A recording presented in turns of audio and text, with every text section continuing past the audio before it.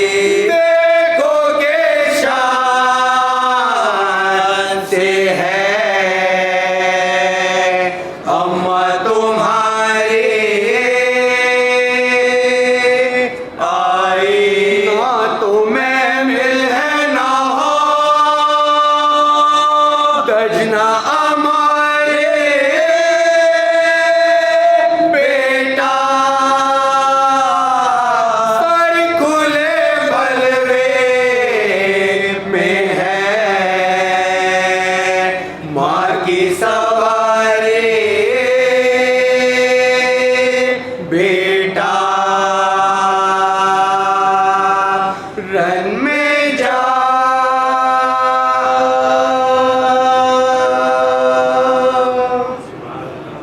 سورہ فاتحہ.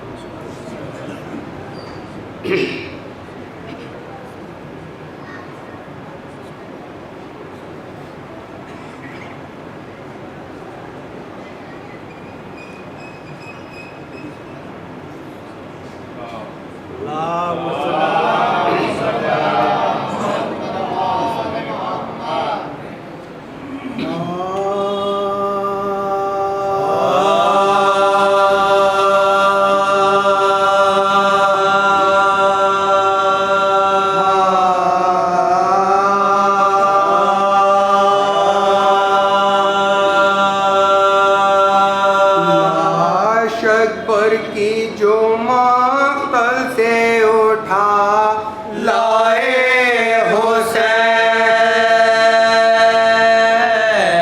لاش اکبر کی جو مقتل سے اٹھا لائے حسین، نوجوان کو صف اول سے اٹھا لائے حسین،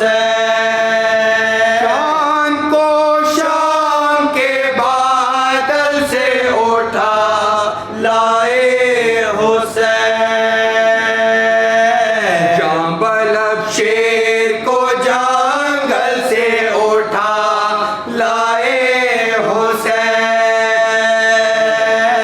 جاں بلب شیر کو جنگل سے اٹھا لائے حسین،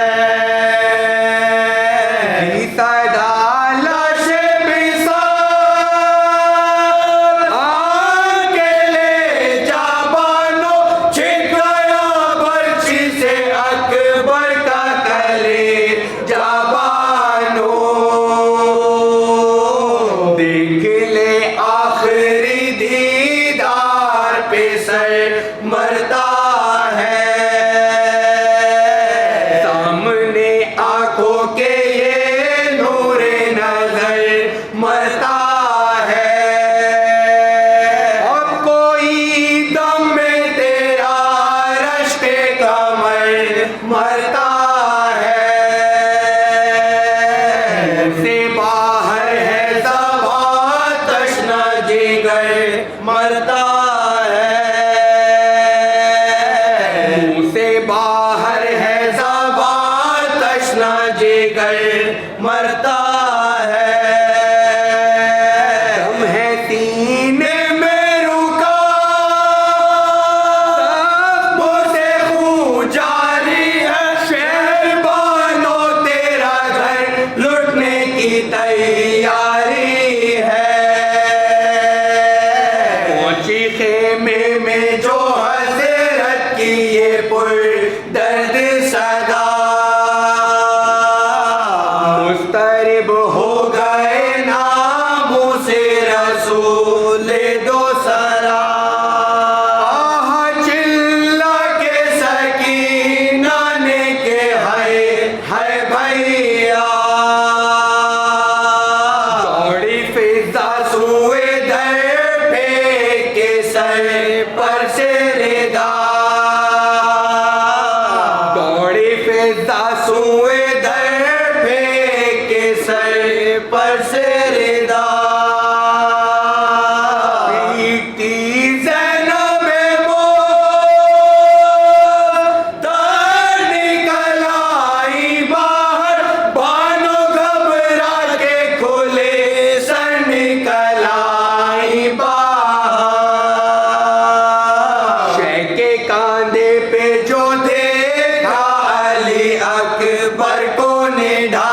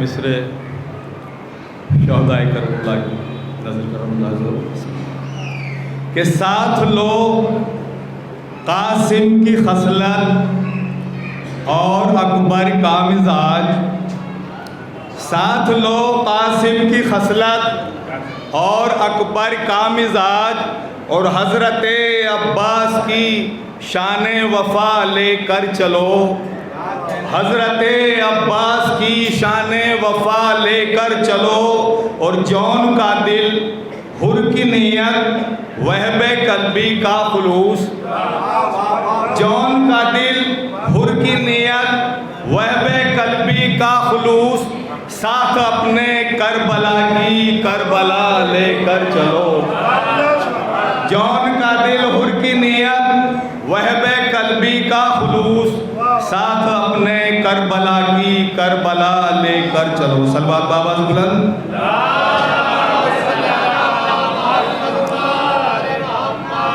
چار مصرے اور سماعت کریں انشاءاللہ کہ جاگیر جنتوں کی محبوں کے نام ہیں، تو مقدر صاحب کہ جاگیر جنتوں کی محبوں کے نام ہیں، اور دوزخ کی آگ اہل ولا پر حرام ہے، اور بغض حسین ہے تو اذانوں کو روک دو، بغض حسین ہے تو اذانوں کو روک دو، جس میں میرے حسین کے اکبر کا نام ہے، بغض حسین ہے تو اذانوں کو روک دو، جس میں میرے حسین کے اکبر کا نام ہے۔ صلوات بآواز بلند۔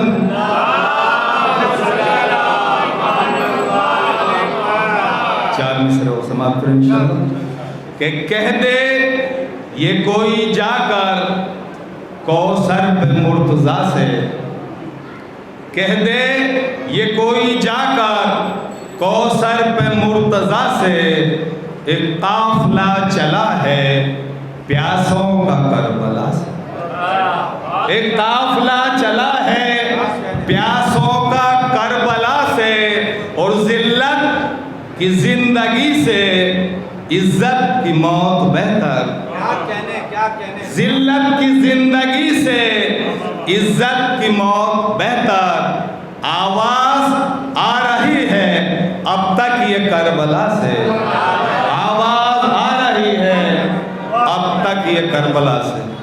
چار مصرے سماعت کریں انشاءاللہ۔ صلوات بآواز بلند۔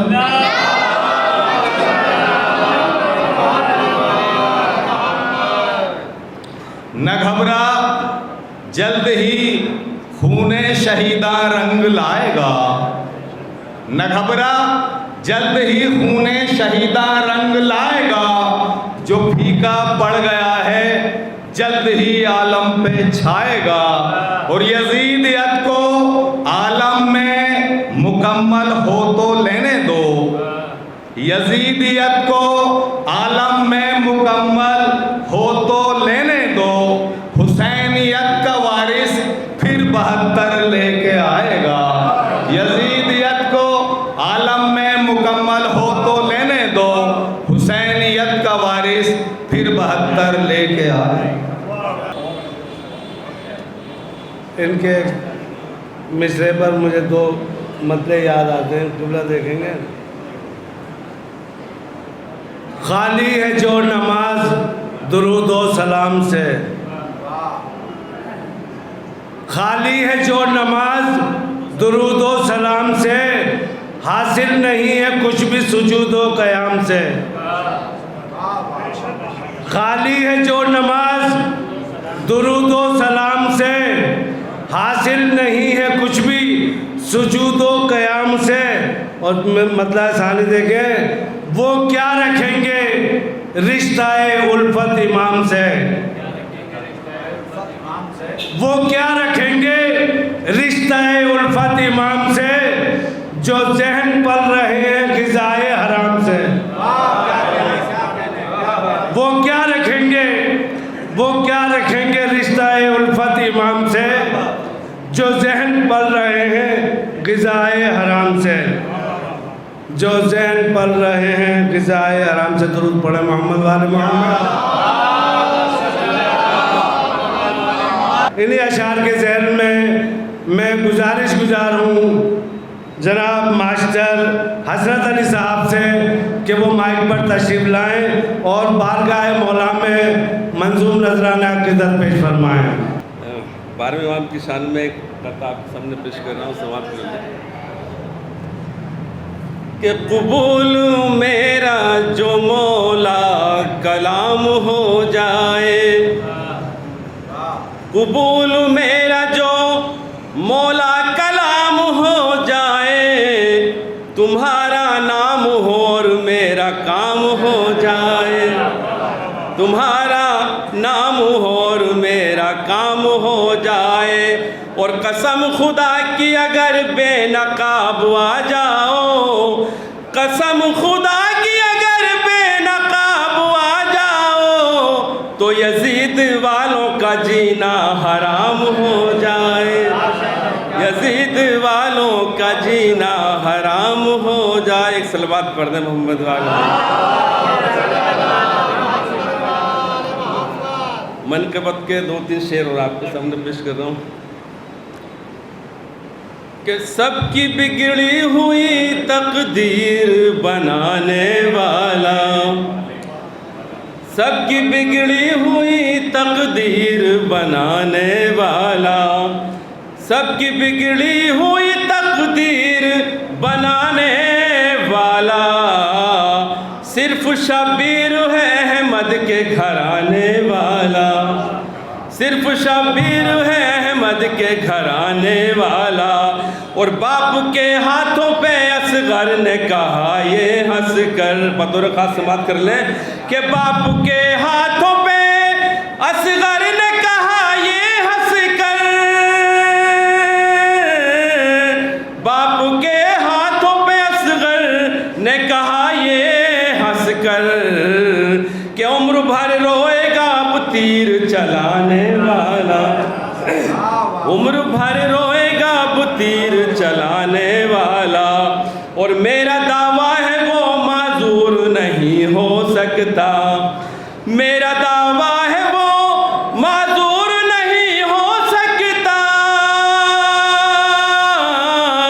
میرا دعویٰ ہے وہ معذور نہیں ہو سکتا، جو ہے غازی تیرے پرچم کو اٹھانے والا، جو ہے غازی تیرے پرچم کو اٹھانے والا، اور کربلا پہنچے جو شبیر تو بولے جبریل، کہ کربلا پہنچے جو شبیر تو بولے جبریل، کربلا پہنچے جو شبیر تو بولے جبریل، آ گیا وعدہ طفلی کو نبھانے والا، آ گیا وعدہ طفلی کو نبھانے والا، اور آخری شعر سماعت کر لیں کہ گردشیں دور ہمیشہ ہی رہیں گی اس سے، گردشیں دور ہمیشہ ہی رہیں گی اس سے،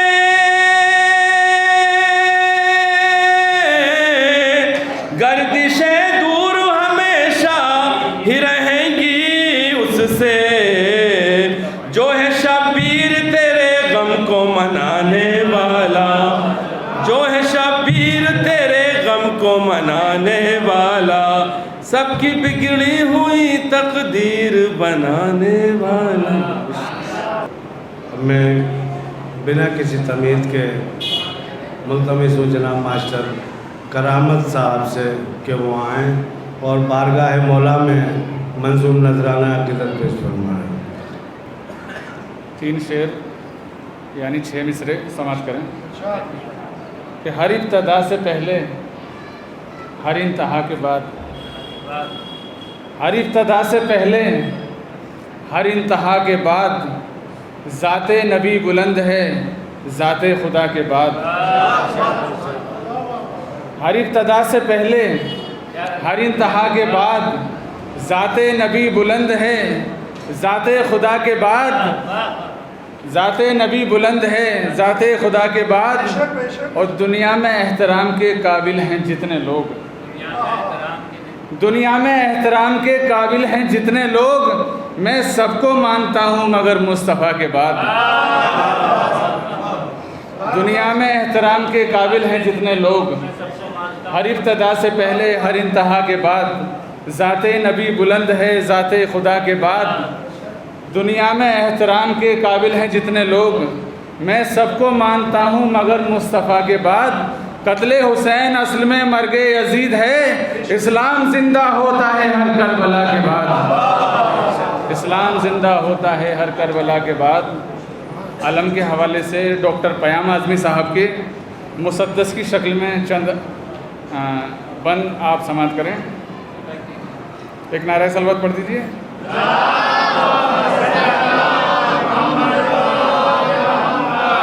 یہ علم خالق اکبر کا علم ہے یارو، یہ علم خالق اکبر کا علم ہے یارو، یہ علم دین پیمبر کا علم ہے یارو، یہ علم عظمت حیدر کا علم ہے یارو، یہ علم حمزہ و جعفر کا علم ہے یارو۔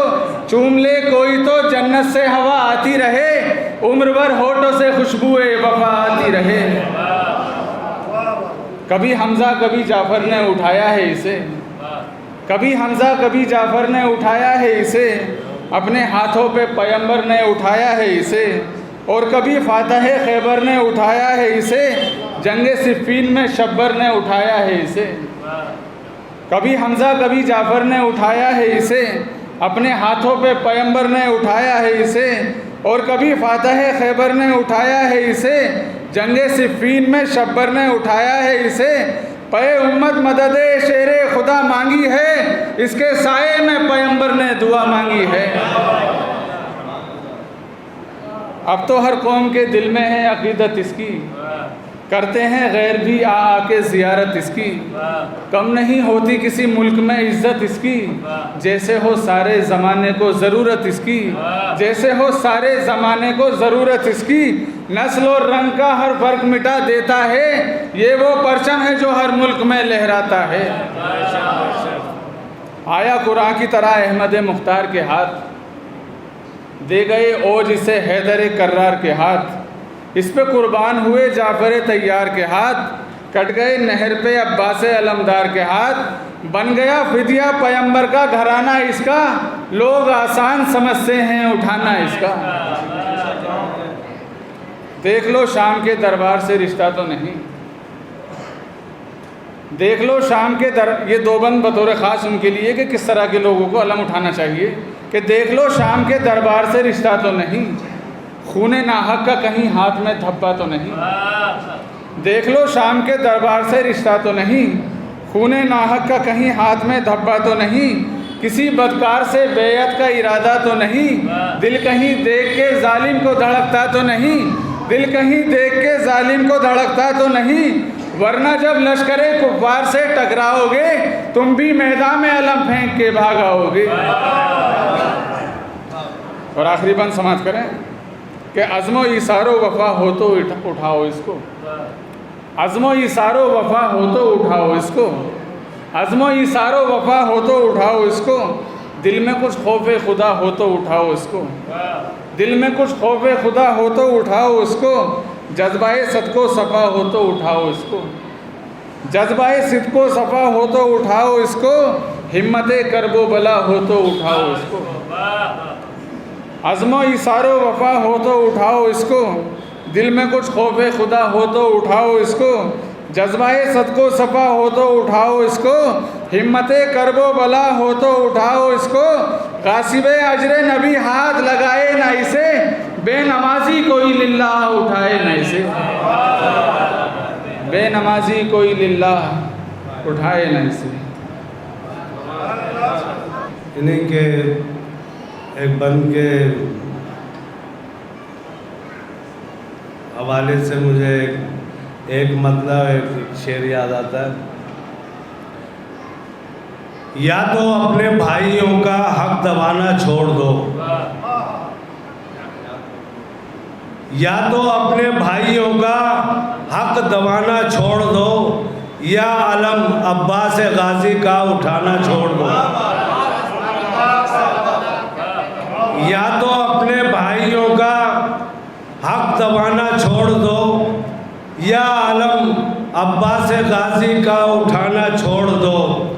اور شعر دیکھیں, زندگی عزت کی ملے ایک پل بہت, زندگی عزت کی ملے ایک پل بہت, اور 100 برس ہو جس میں رسوائی وہ جینا چھوڑ دو. زندگی عزت کی ملے ایک پل بہت, اور 100 برس ہو جس میں رسوائی وہ جینا چھوڑ دو. 100 برس ہو جس میں رسوائی وہ جینا چھوڑ دو. ہو کیوں نہ دشمن حیدر سے دشمنی مجھ کو, ہو کیوں نہ دشمن حیدر سے دشمنی مجھ کو, ہوئی ہے آل پیغمبر سے دوستی مجھ کو, ہوئی ہے آل پیغمبر سے دوستی مجھ کو, اور کھلا ہے دل میں میرے گل بلائے حیدر کا, کھلا ہے دل میں میرے گل بلائے حیدر کا, تبھی تو آ گیا انداز شاعری مجھ کو, تبھی تو آ گیا انداز شاعری مجھ کو, اور نکل کے آ گیا تاریخ یہ جہالت سے, نکل کے آ گیا تاریخ یہ جہالت سے, ملی جو نہج بلاغہ کی روشنی مجھ کو, ملی جو نہج بلاغہ کی روشنی مجھ کو. اور مقصد ہے کہ بھلا میں اپنے مقدر پہ کیوں نہ ناز کروں, بھلا میں اپنے مقدر پہ کیوں نہ ناز کروں, بنایا حق نے مقدر سے حیدری مجھ کو, بنایا حق نے مقدر سے حیدری مجھ کو. اب میں بنا کسی تمہید کے آج کے پیشخان جناب ماسٹر ساگر حسین صاحب کی خدمت میں گزار ہوں کہ وہ بارگاہ مولا میں اپنا منظوم نذرانہ عقیدت پیش فرمائیں. ہم درود پڑھیں محمد والے محمد.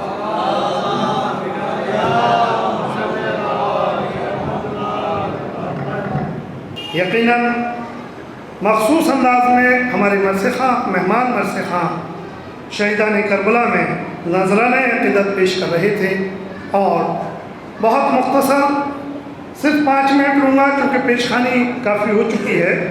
اور جیسے کہ کل ہمارے مولانا جناب اقرار حسین صاحب نے خیبر کا واقعہ اپنی خطابت میں پیش کیا, اور ابھی کرامت بھائی نے علم کے حوالے سے کئی شعر پیش کیے, لہذا اسی عنوان کو مد نظر رکھتے ہوئے 4 مصرے آپ حضرات کی خدمت میں پیش کرتا ہوں. بخوبی تعریف سے واقف ہیں, قبلہ و بابا تشریف فرمائے, سب بہت میرا مجمع یہاں تشریف فرمائے. کرامت بھائی, حسن بھائی سب آگے تھوڑا زیادہ ڈسٹینس سے ہو گئے, تشریف لے آئیں. توجہ کا طالب ہوں, سماعت کر لیں گے. تاریخ سے آپ واقف ہیں کہ حضور پاک صلی اللہ علیہ وسلم کے آخری وقت میں دوات اور قلم مانگنے پر بھی انہیں دوات قلم نہیں دیا گیا. آخر اس کی وجہ کیا تھی, کیا مرحلہ تھا, کیوں ایسا کیا گیا, ان 4 مصروں میں بیان کیا ہے. توجہ کا طالب سماعت کر رہے ہیں. قبلہ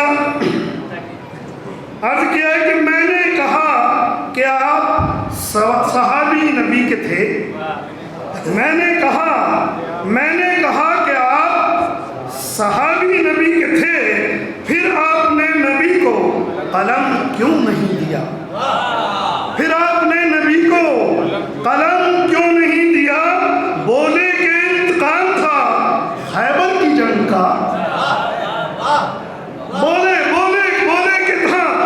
کہ انتقام تھا خیبر کی جنگ کا, اور مجھ کو رسول حق نے علم کیوں نہیں دیا, مجھ کو رسول حق نے علم کیوں نہیں دیا, مجھ کو رسول حق نے علم کیوں نہیں دیا. آپ سمجھے کہ کیوں دوات قلم نہیں دیا, کہ مجھ کو رسول حق نے علم کیوں نہیں دیا.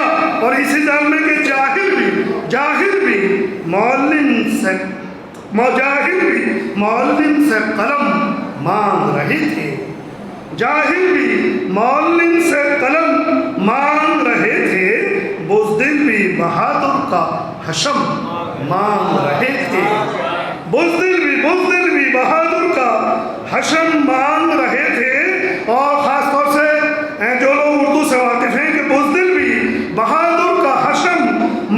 رہے تھے اور معلوم نہیں تھا جنہیں املا بھی علم کا معلوم نہیں تھا جنہیں املا بھی علم کا وہ لوگ بھی خیبر میں علم مانگ رہے تھے وہ لوگ بھی خیبر میں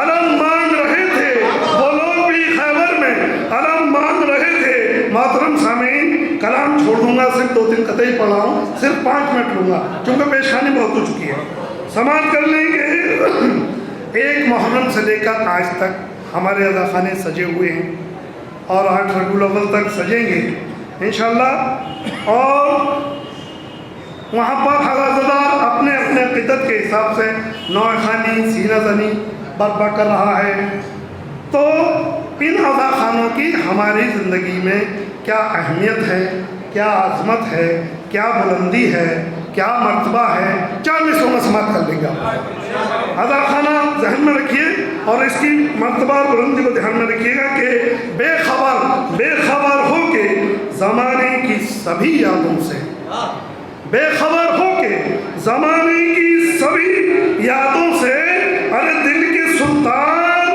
تیری یاد میں کھو جاتے ہیں دل کے سلطان امام حسین علیہ السلام کے لیے آیا ہے دل کے سلطان تیری یاد میں کھو جاتے ہیں اور دل جو کہتا ہے چلو خواب میں جنت دیکھیں دل جو کہتا ہے چلو خواب میں جنت دیکھیں ہم اذا خان کی دہلیز پہ سو جاتے ہیں ہم اذا خانے کی دہلیز پہ سو جاتے ہیں ہم اذا خانے کی دہلیز پہ سو جاتے ہیں صلوات پڑھ لیں بابا زمران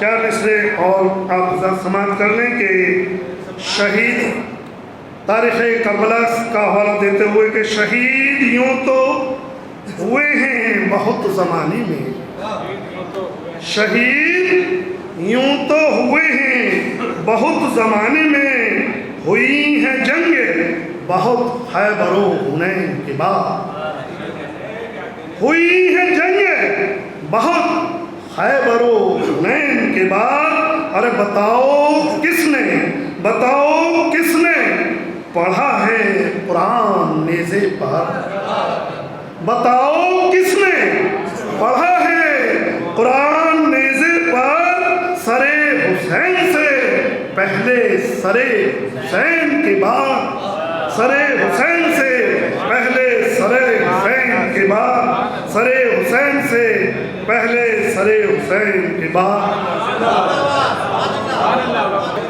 یہ تھے جناب ماسٹر ساگر حسین صاحب جو اپنے بڑے مخصوص انداز میں پیشگانی کے فرائض انجام دے رہے تھے اب میں بغیر کسی تمہید کے ملتمس ہوں عالی جناب مولانا اظہر عباس صاحب قبلہ کی خدمت میں کہ وہ زیب ممبر ہو کر فضائل و مصائب سے 14 بیان فرما کر سامعین کے قلوب کو منور فرمائیں لا حول ولا قوة إلا بالله العلي العظيم أعوذ بالله من الشيطان اللعين الرجيم بسم الله الرحمن الرحيم حسبنا الله ونعم الوكيل نعم المولى ونعم النصير الحمد لله الذي هدانا لهذا وما كنا لنهتدي لولا أن هدانا الله لقد جاءت رسل ربنا بالحق والصلاة والسلام والتحية والإكرام على رسول الثقلين جد الحسن والحسين مولانا أبي القاسم محمد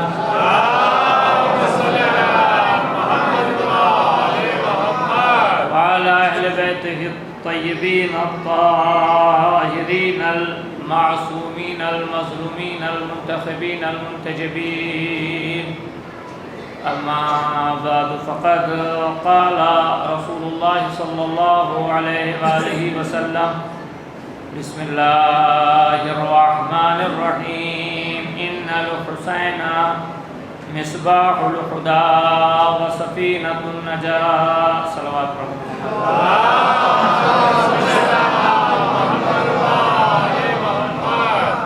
عزاداران امام حسین اور ماتمداران سید الشہداء، سب سے پہلے میں اراکین انجمن حیدری کا شکر گزار ہوں کہ اس اہم اور شہرت یافتہ عشرہ مجالس میں مولائے کائنات اور ان کے خانوادے کی خدمت کا موقع فراہم کیا۔ ظاہر ہے آپ لوگوں کے ذہن مشوش ہیں کہ چونکہ آپ کو معلوم ہے اور ایک انتظار ہے کہ آج کون پیشخوانی کرے گا، کون خطاب کرے گا، کون نوحہ خوانی کرے گا۔ آج کی اس مجلس کو میرے بڑے بھائی مولانا غلام محمد باقر صاحب قبلہ کا خطاب کرنا تھا اور 28 سفر کی مجلس کو ہم کو پڑھنا تھا، مگر چونکہ اہل بیت اور خاص کر اس فرش ادا کی مالک و مختار جناب فاطمہ زہرا نے اس ناچیز کی نوکری کل سے ایک عشرہ مجالس آگرہ میں شروع ہو رہا ہے، وہاں ہم کو پڑھنا تھا، تو ہم نے سیکریٹری صاحب سے اور مولانا سے درخواست کی۔ اتفاق یہ ہے کہ دونوں نے اس درخواست کو قبول کر لیا۔ آج ہم آ گئے اور جو ہمارے 28 تاریخ کی مجلس ہوگی انشاءاللہ اس کو مولانا غلام محمد باقر صاحب خطاب فرمائیں گے۔ ساتھ ہی ساتھ میں شکر گزار ہوں برکت عزاداری اور ہدایت ٹی وی کہ ہم یہاں نہ بھی آئیں، الحمدللہ ان کی وجہ سے مجلس کے بعد بھی ہم اس مجلس کو سماعت فرما لیتے ہیں، اور نہ جانے بہت سے لوگ ہیں، اور یہ بھی میں سمجھتا ہوں کہ ایک بہت بڑی خدمت ہے عزاداری امام حسین علیہ السلام کی کہ جہاں تک ہم سب لوگ مل کر پیغام کو نہیں پہنچا سکتے وہاں تک یہ پیغام کو پہنچا رہے ہیں، کیونکہ آج اور میں کہتا ہوں کہ ہمارے لیے مقام شکر ہے کہ ہماری قوم کے نوجوانوں میں وہ بیداری آ رہی ہے، جیسے جیسے دشمن جن صلوات پڑھیں محمد والے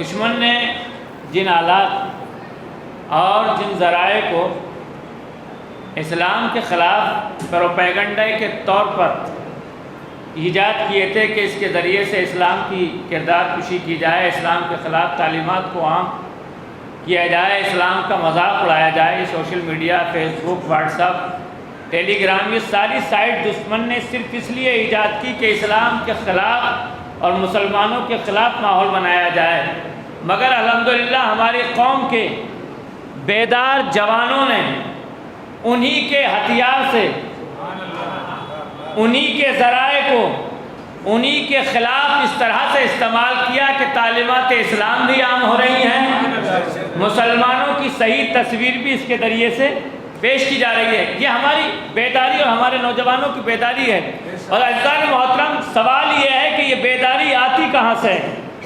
یہ بیداری آتی کہاں سے؟ یہ بیداری ہمیں وہاں سے ملی ہے جہاں سے اسلام بچایا گیا ہے۔ یاد رکھیے یہ مجلسیں وہ ذرائع ہیں، وہ ذریعہ تبلیغ ہیں جو کل تک اس فلسفہ شہادت کو سمجھنا ہے۔ مجلس حسین جبھی سمجھ میں آ سکتی ہے، فلسفہ شہادت حسین، یعنی امام حسین کی شہادت کا مقصد دین بچانا تھا، صحیح اسلام لوگوں کے سامنے پیش کرنا تھا، یہ تھا فلسفہ شہادت حسین۔ آج فلسفہ مجلس حسین بھی یہ ہونا چاہیے کہ صحیح دین لوگوں تک پہنچا جائے۔ عزیزان محترم آپ دیکھیں ماہ محرم کا چاند نمودار ہوتا ہے، تو جیسے ہی محرم کا چاند نمودار ہوتا ہے تو دنیا کی ایک واحد تہذیب ہمارے پاس ہے عزاداری، کہ ہم سب کچھ بھول جاتے ہیں مگر عزاداری کو فراموش نہیں کر سکتے۔ اور اس سال الحمدللہ جن حالات میں عزاداری برپا کی گئی ہے یہ خود اپنے آپ میں ایک مثال ہے۔ عزیزان محترم یاد رکھیے جن حالات میں اور جس اہتمام سے عزاداری کی گئی اس سے ایک بات کا تو اندازہ ہوتا ہے کہ یہ ہمارے بس کا کام نہیں ہے۔ توجہ رکھیے گا، یہ کام ہماری قوت و طاقت سے باہر ہے۔ کوئی طاقت ہے جو چاند نمودار ہوتے ہی لوگوں کے دلوں میں ایک محبت پیدا کر دیتی ہے، اور وہی محبت ہے کہ انسان کہیں بھی ہو عزا خانوں تک چلا آتا ہے۔ توجہ رکھیے گا، یہ ہے فلسفہ شہادت حسین۔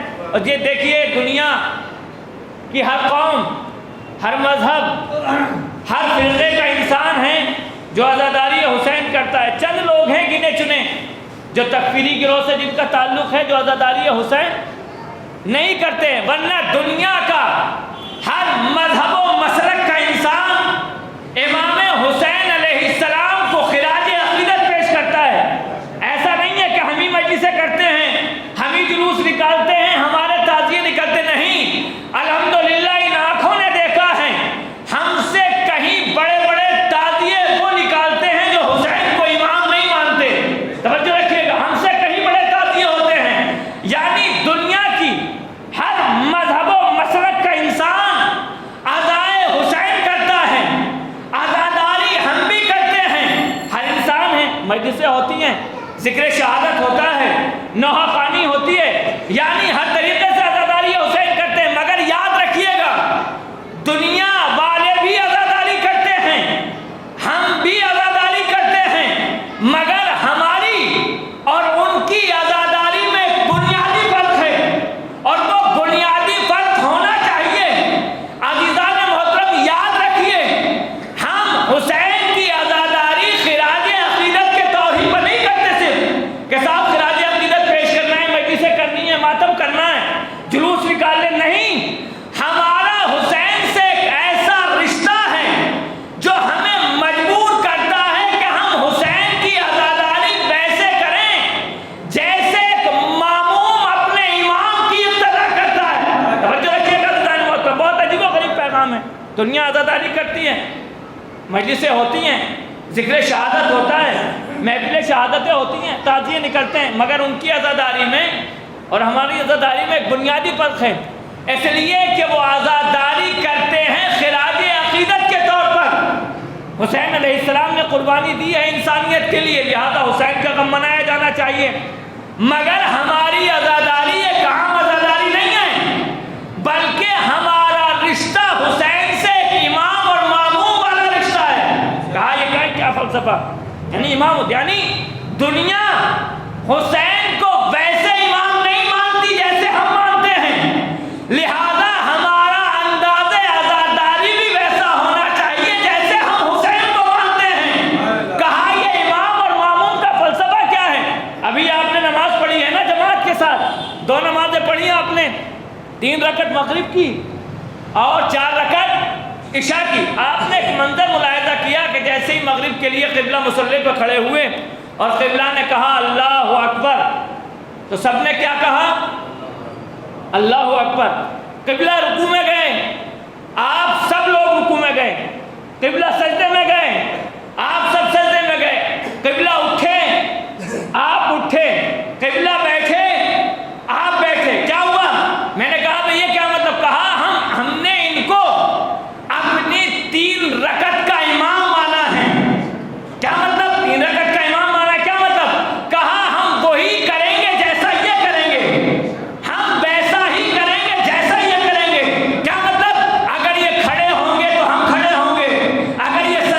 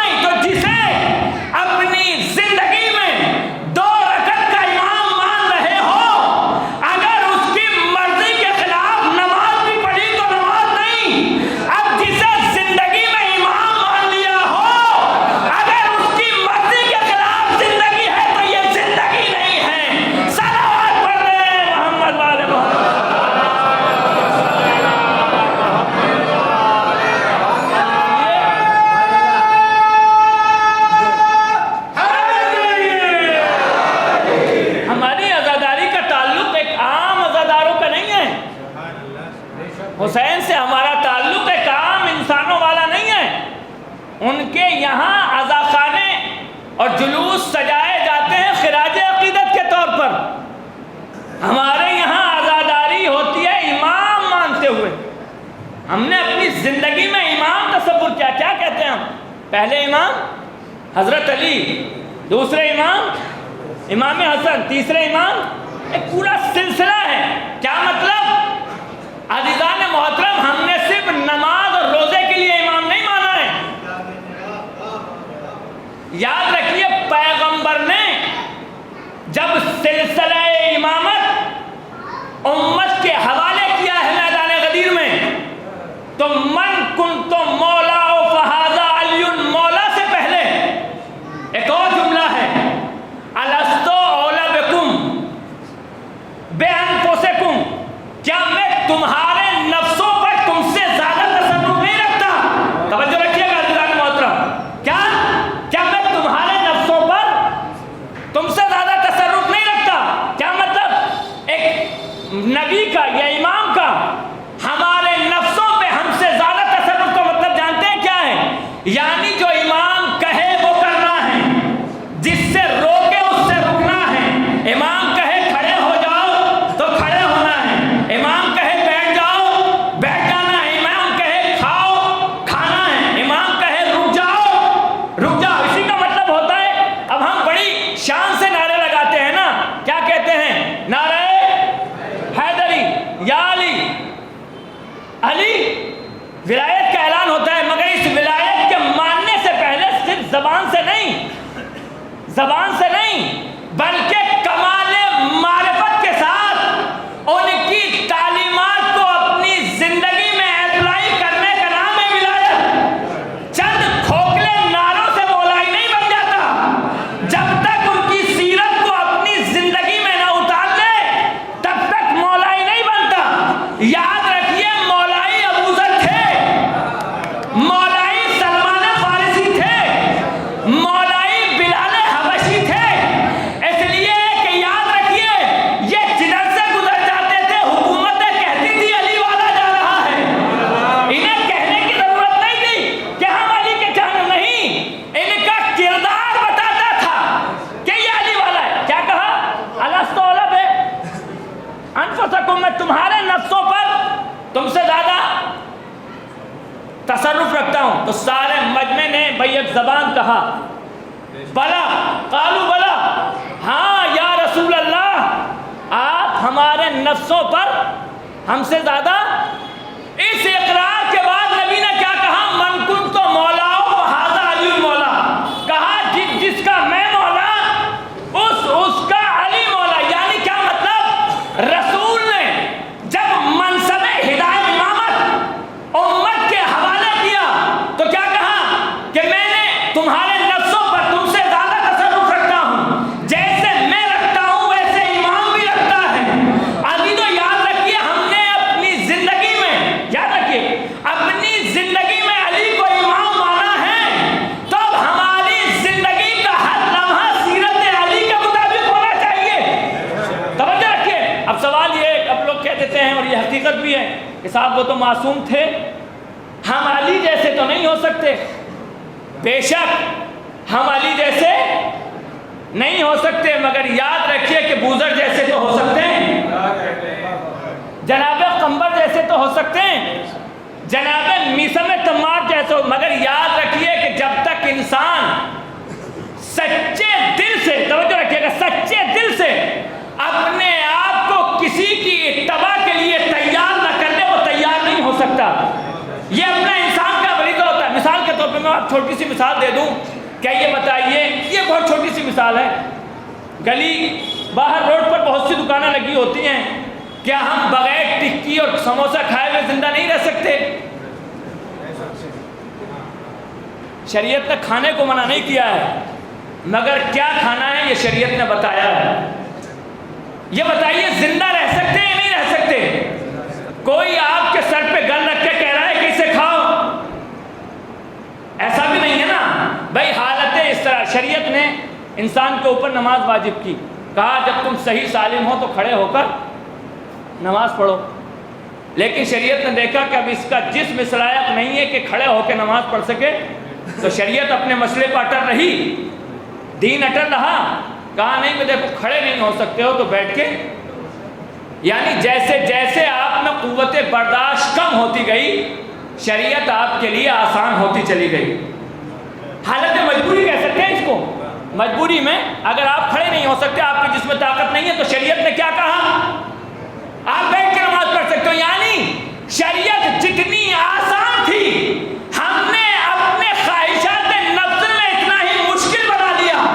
توجہ رکھیے گا عزیزان محترم، اگر کربلا ہمارے سامنے نہ ہو تو ہمارے لیے دین سیکھنا بڑا مشکل ہو جائے، مگر سلام ہو کربلا کے شہیدوں پر، جنہوں نے ہر حال میں امام کی اطاعت کر کے بتایا اگر سچے تابع دار ہو تو دنیا میں بھی کامیاب ہو، آخرت میں بھی کامیاب ہو۔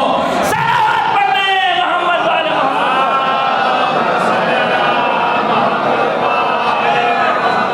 بھائی، ہمارا رشتہ امام حسین علیہ یہ عزاداری ہمیں بہت کچھ دیتی ہے، سب کچھ ہمیں عزاداری سے ملا دین کے نام پر، مگر کیسی عزاداری ہونا چاہیے؟ ویسی جیسے ہمارے آباء و اجداد نے شروع کی تھی؟ نہیں، یاد رکھیے اب سے 50-100 سال پہلے انہوں نے جب شروع کی تھی تو ان کے یہاں خلوص تھا، مگر ہم نے ان کی رسموں کو لے لیا، خلوص کو نہیں لیا۔ آج یہ ٹکرانے کی کوشش کی جاتی ہے کہ صاحب نماز افضل ہے یا عزاداری افضل ہے، ہوتا ہے نا، بہت سی بحثیں ہوتی ہیں، اور الحمدللہ کیا کیا جائے کہ کہیں اور سے نہیں، انہی ممبروں سے بھی ہوتی ہیں، مگر یاد رکھیے نہ عزاداری نماز سے جدا ہے، نہ نماز عزاداری سے جدا ہے۔ اور یاد رکھیے جو اس طرح کی بحثیں کرتے ہیں نہ انہیں نماز سے مطلب ہوتا ہے نہ عزاداری، اس لیے کہ جو نمازی ہوگا وہ عزادار بھی ہوگا، اور جو عزادار ہوگا وہ عزادار اگر ہے تو نمازی بھی ضرور ہوگا، اس لیے کہ کائنات کا پہلا عزادار حسین، کائنات کا پہلا عزادار حسین، یہ بتائیے کیا ہم میں امام زین العابدین سے بڑا کوئی عزادار ہو سکتا ہے؟ ہو سکتا ہے؟ کربلا کا پہلا عزادار ہے کہ عاشور کے بعد سے زندگی کی آخری سانس تک عزاداری میں مصروف رہا، مگر جو دنیا کا سب سے بڑا عزادار ہے اسی کو زین العابدین بھی کہا جاتا ہے، اسی کو زین العابدین بھی کہا جاتا ہے۔ جو حسین پر سب سے زیادہ رونے والا تھا اسی کو سید الساجدین بھی کہا جاتا ہے۔ چوتھے امام کی سیرت بتاتی ہے اگر سچے اطاعت گزار امام ہو تو نمازی بھی تم ہوگے، عزادار بھی تم ہوگے۔ صلوات پڑھنے محمد والے محمد پر۔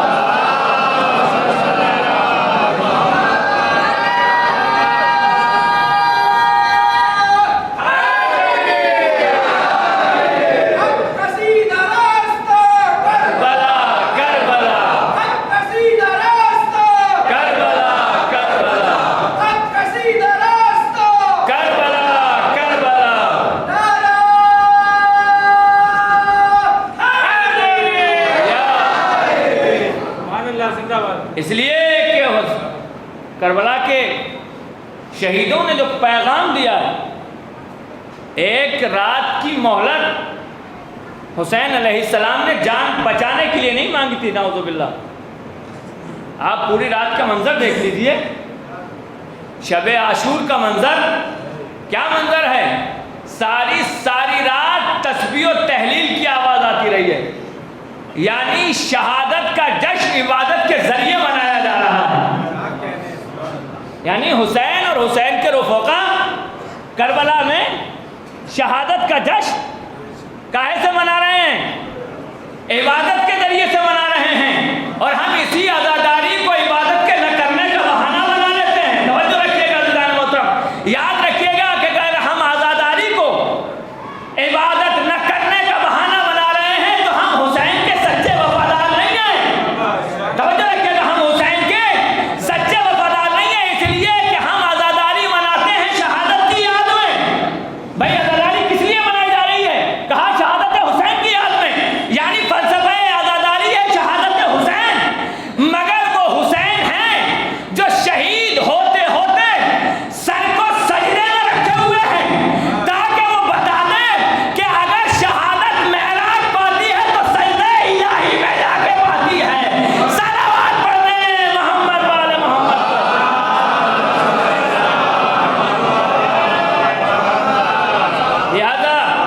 ایک چیز ہے جو ہمیں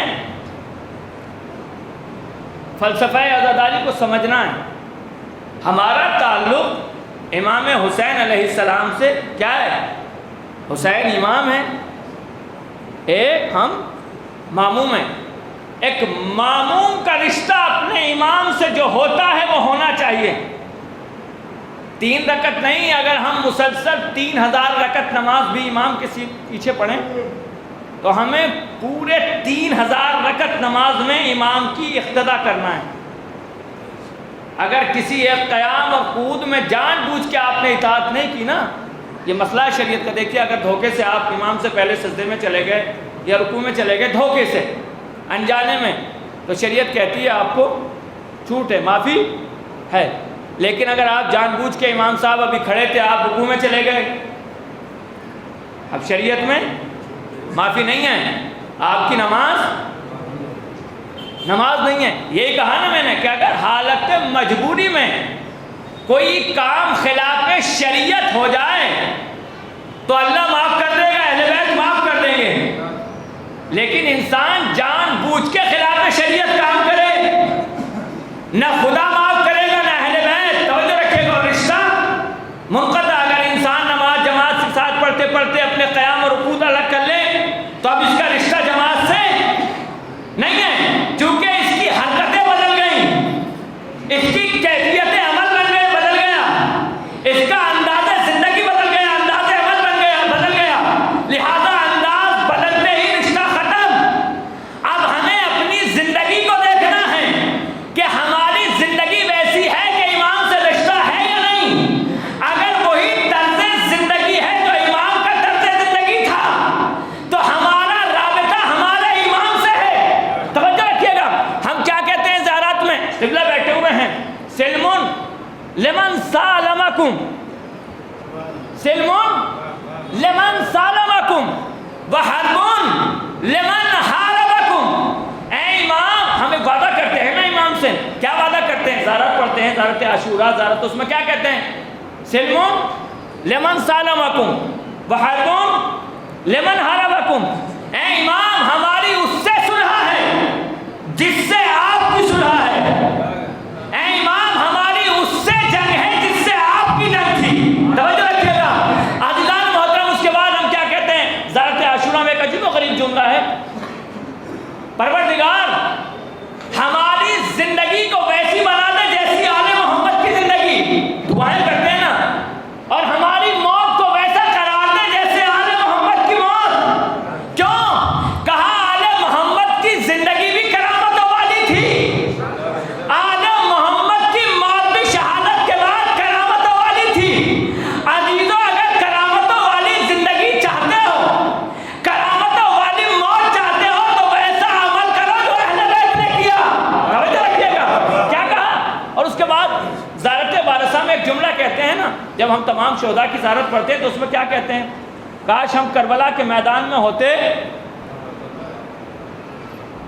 معکم، تمہارے ساتھ ہوتے. یہ جو اعلان ہے کیا صرف اسی وقت کے لیے کہ ہم 1400 سال پہلے پیدا ہو گئے ہوتے تو کربلا میں آپ کے ساتھ ہوتے؟ کیا مطلب؟ صرف یہ اعلان ہے کہ صاحب وہاں 2 لشکر تھے، ہم حسین والے لشکر میں ہوتے، یزید والے؟ عزیزو یاد رکھیے، آج بھی 2 لشکر ہیں، آج بھی 2 لشکر ہیں. ایک لشکر یزید ہے، ایک لشکر حسین ہے. اور ابھی آپ نے سوشل میڈیا کے ذریعے سے، چونکہ سوشل میڈیا پہ بات جا رہی ہے تو کہہ دوں، اور ابھی آپ نے دیکھا بھی اس طرح کے نعرے بلند ہوئے جنہوں نے علی اعلان لشکر یزید میں شامل ہونے کا اعلان کیا. توجہ رکھیے گا ناظرین محترم، ہوا یا نہیں ہوا؟ اور الحمدللہ اس کے بعد حسینیوں نے اعلان کیا لشکر حسین میں ہونے کا.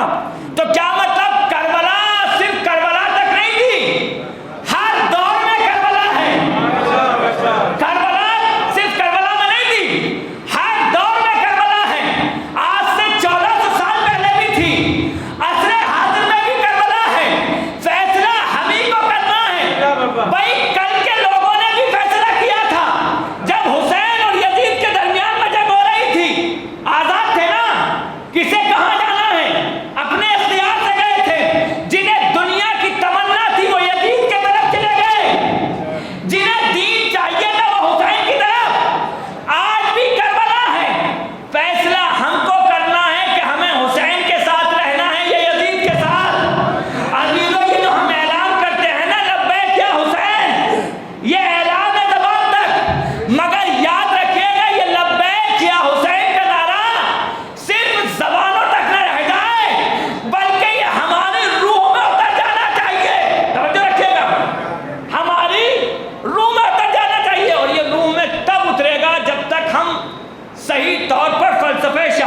سمجھیں گے.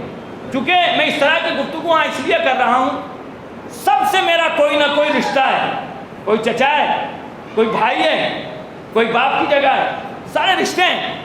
لہذا ہماری ذمہ داری ہے حسین علیہ السلام سے جو ہمارا رابطہ ہے. میں نے کہا کیا کہا امام نے؟ ہم کیا کہتے ہیں؟ امام سے وعدہ کیا کرتے ہیں زیارتوں میں؟ سلم لمن سالم، اے ہمارے امام جس سے آپ کی صلح ہے اس سے ہماری صلح ہے. وحرب لمن حاربکم، جس سے آپ کی جنگ اس سے ہماری جنگ. اب سوال یہ ہے کہ حسین کی صلح کس سے تھی؟ حسین کی جنگ کس سے تھی؟ ہم نے آج اعلان تو کر دیا کہ خالی زبان تک ہے. یاد رکھیے کہ کسی انسان کی بات کی اس وقت تک اہمیت نہیں ہوتی جب تک اس کے یہاں عمل نہ پایا جاتا ہو. میں آپ سے کہوں نمازیں پڑھو اور خود مسجد میں نہ آؤں تو لوگ کیا کہیں گے؟ یہ کیا نماز بنائیں گے، یہ خود مسجد میں نہیں آتے ہیں. کیا مطلب؟ میری زبان، میرے عمل میری زبان کی تائید کرے، میرا عمل میرے قول کی تائید کرے. ہم امام سے کیا کہتے ہیں؟ سب کہتے ہیں. کچھ شعوری طور پر کہتے ہیں، کچھ لاشعوری طور پر کہتے ہیں. مولانا دیکھیے میں آپ کو ایک بات کہہ دوں، آج کا دور جو ہے بہت افہام و تفہیم کا دور ہے، جہاں بالکل کھل کے بحث ہوتی ہے. آپ جو زیارتیں اور دعائیں پڑھتے ہیں نا، دعائے کمیل، دعائے توسل، دعائے مشلول، زیارت وارثہ، زیارت عاشورہ، بہت سے نوجوان پڑھتے ہیں. ان کا دیکھیے جو آپ پڑھتے ہیں وہ تو ہے ہی ہے، کبھی کبھی فرصت میں ان کے ترجمے بھی پڑھا کیجیے، کیونکہ زبان کی بڑی پرابلم ہوتی ہے. کوئی اچھی بات اگر انگریزی میں مجھ سے کرنے لگے، مجھ سے زبان آتی نہیں ہے، تو میں کیا سمجھوں گا کہ مجھے گالی دے رہا ہے یا میری تعریف کر رہا ہے. ہم جو زیارت پڑھتے ہیں نا، وہ امام سے کچھ چیزیں چاہتے ہیں اور کچھ ہم اپنے آپ کو ان کے سامنے امام سے وعدے کرتے ہیں. میں آپ سے وعدہ کر کے جاؤں، جیسے یہی مسئلہ آئی ہے، مثلا آج کی مجلس مولانا غلام باقر صاحب کو پڑھنا تھی، ہمیں 28 کو پڑھنا تھی، جو ہمارا وعدہ سیکریٹری صاحب سے ہوا، اور کسی وجہ سے غلام صاحب آج مجلس پڑھنے آ جاتے اور 28 کو ہم اشرف کی وجہ سے نہیں آتے، تو ہماری جو ہم نے وعدہ سیکریٹری صاحب سے کیا، اس کے بعد ہمارے کسی عمل کی ان کی نگاہ میں کوئی اہمیت رہ جاتی؟ ہم اپنے امام سے ان زیارت ناموں میں کچھ وعدے کرتے ہیں. انہی وعدوں میں ایک وعدہ کیا ہے؟ وَسِلْمٌ لِمَنْ سَالَمَكُمْ، حسین اس سے ہماری صلح ہے جس سے آپ کی صلح ہے. حسین اس سے ہماری جنگ ہے جس سے آپ کی جنگ ہے. اب سوال یہ ہے کہ حسین کی جنگ کس سے ہے؟ حسین کی صلح کس سے ہے؟ عزیزو یاد رکھیے، حسین علیہ السلام کی صلح نماز سے تھی، حسین علیہ السلام کی صلح زکات سے تھی، حسین علیہ السلام کی صلح امن سے تھی، حسین علیہ السلام کی صلح مظلومیت سے تھی، حسین علیہ السلام کی صلح حفاظت دین سے تھی، حسین علیہ السلام کی صلح علم سے تھی. توجہ رکھیے گا، یہ حسین کی صلح تھی. اور حسین علیہ السلام کی جنگ کس سے تھی؟ کہا ظلم سے حسین علیہ السلام کی جنگ، کفر سے حسین علیہ السلام کی جنگ، نفاق سے حسین علیہ السلام کی جنگ. توجہ رکھیے گا، زیادتی سے حسین علیہ السلام سے کی جنگ، بے نمازیوں سے حسین علیہ السلام سے، بے روزے داروں سے حسین علیہ السلام کی جنگ. اب ہم نے وعدہ تو کر لیا عزیزان محترم، کیا ہماری زندگی میں ایسا ہے کہ ہماری صلح نماز سے ہے یا نہیں؟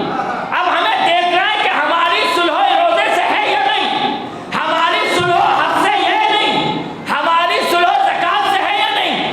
اگر ان چیزوں سے ہماری صلح نہیں تو ہمارا حسین سے کوئی رابطہ نہیں. توجہ رکھیے گا. اور حسین کی جنگ جن چیزوں سے تھی، اگر ہماری جنگ ان سے نہیں تو حسین سے ہمارا کوئی رابطہ نہیں. آپ کو معلوم ہے امام حسین علیہ السلام سے جب مطالبہ بیعت ہوا ہے، یہ چونکہ اب ہمارے سماج میں یہ چیزیں عام ہوتی جا رہی ہیں. بہت افسوس ہوتا ہے کہ اس انسان کو شیعہ کہتے ہوئے بھی اور شیعہ تسلیم کرتے ہوئے بھی جس کے اندر یہ چیزیں پائی جاتی ہیں، مگر مجبوری کیا ہے؟ کرنا پڑتا ہے، سماج حالات ہیں. امام علیہ السلام نے جب انکار بیعت کیا ہے یزید کا، تو خالی یہ کہہ دیا کہ میں یزید کی بیعت نہیں کروں گا، نہیں، امام نے کچھ چارج لگائے ہیں. امام نے یزید کی یہ نہیں کہا کہ میں بیعت نہیں کروں گا، بلکہ کیوں نہیں کروں گا یہ بھی بتایا. حسین علیہ السلام کی پوری زندگی طلب بیعت سے لے کر شہادت تک حسین نے ایک ایک قدم پر یہ بتایا ہے کہ میں یہ عمل کیوں کر رہا ہوں اور یہ کیوں نہیں کر رہا ہوں، انکار بیعت کیوں کر رہا ہوں، شہادت کیوں دے رہا ہوں، حسین علیہ السلام بتاتے چلے گئے۔ تو جب آپ کو خطبات امام حسین علیہ السلام کی زندگی کا مطالعہ کریں گے تو حسین علیہ السلام نے جب یزید کی بیعت کا انکار کیا ہے تو اس میں حسین علیہ السلام نے چارٹ لگایا، بتایا کہ میں کیوں نہیں کر رہا۔ تو حسین علیہ السلام نے ایک جملہ کہا کہ یزید کی بیعت کیوں نہیں کر رہا۔ جب لوگوں نے پوچھا کہ کیوں نہیں کر رہے تو یہ امام حسین نے کہا یزید شارب الخمر، یزید شارب یعنی یزید شراب پیتا ہے،